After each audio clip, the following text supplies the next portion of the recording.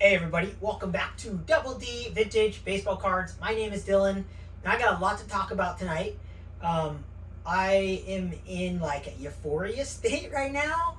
I got an insane card, a card that is like one of those cards you dream about when you're a kid, and I mean, I have lots of cards like that where you never thought you'd own them. And the more I've been on YouTube, the more I realize that I can attain these cards. I never looked them up. I never even knew that I could afford them ever.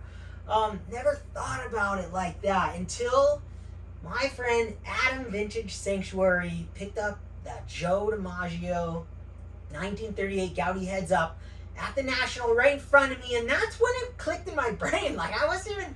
It was the first card show I'd been in like, man, a long time that wasn't over where I live, which is like nothing. You don't see any cards like that.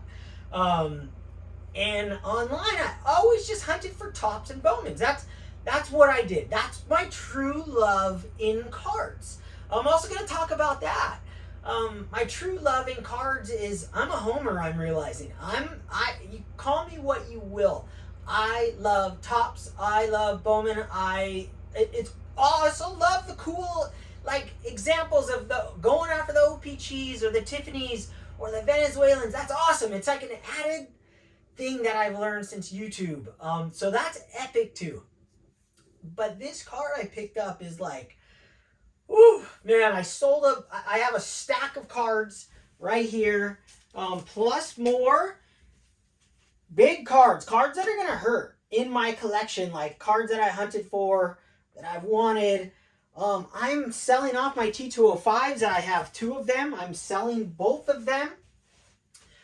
I'm going to send them to not PWCC anymore. I'm going to send them to Fanatics and see if any of these cards in here get eye appeal stickers and go about that rabbit hole and see if I can get top dollar for these cards that I've been buying over the last year.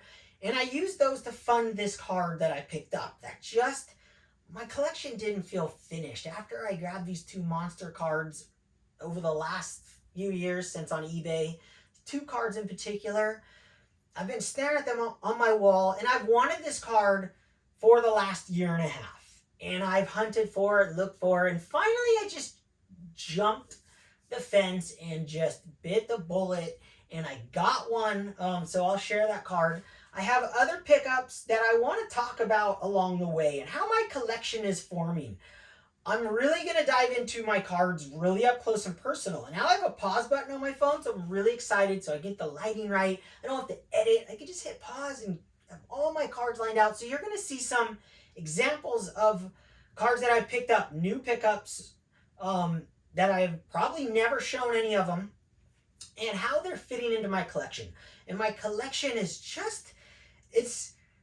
I'm in a euphoria state tonight because of this certain card, but I'm also like when I look at my collection and where it's gone since I decided to go after that whole centering thing 3 years ago.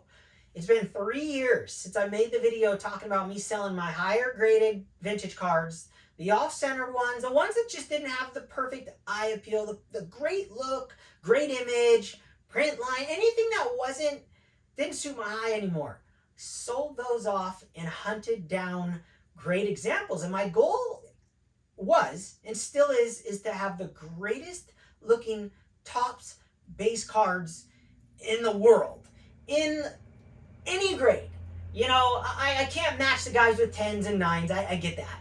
But in all the rest of the grades, I want my cards to just look to the naked eye when you're a foot away, standing and looking at them on my wall, and just go, those are incredible examples. And what's so awesome that's happened over the last, well, what's gonna happen, which some guys think it's silly, I'm excited about it. Not even that, I might not even use it, but Matty C is coming out with an eye appeal website, and it's gonna be just like the PSA registry. You'll be able to register your cards, and then people can rank them. So I think I don't know how it all works. I've looked through it and stuff, but I just have some guesses how it's going to work.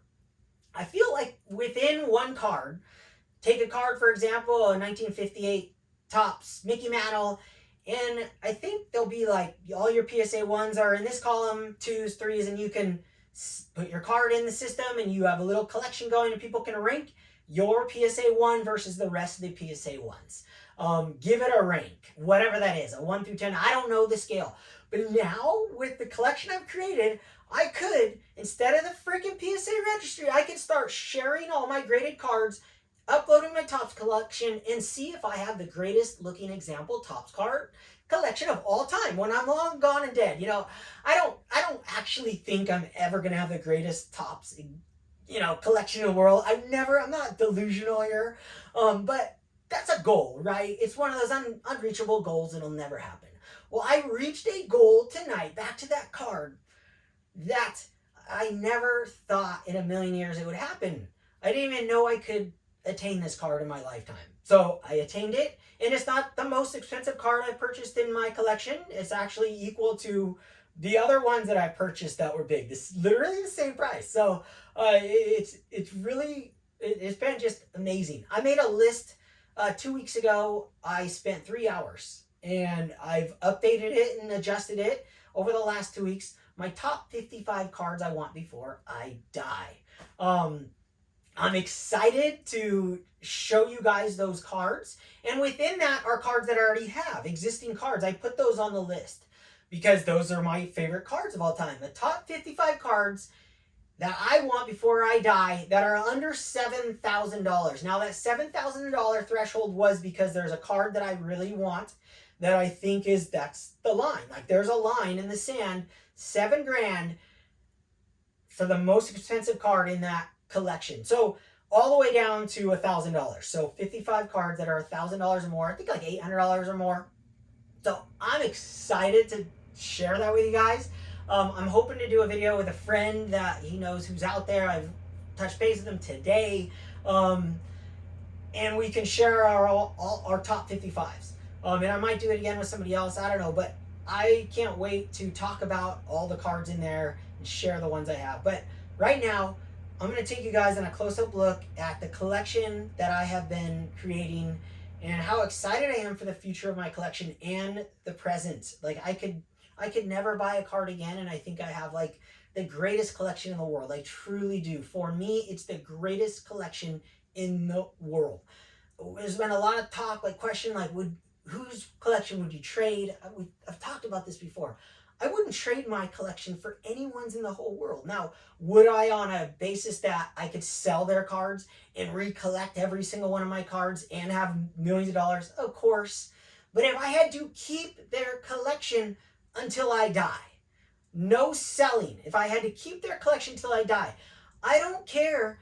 I mean, literally, like the most expensive collection out there wouldn't be as good as my collection is to me.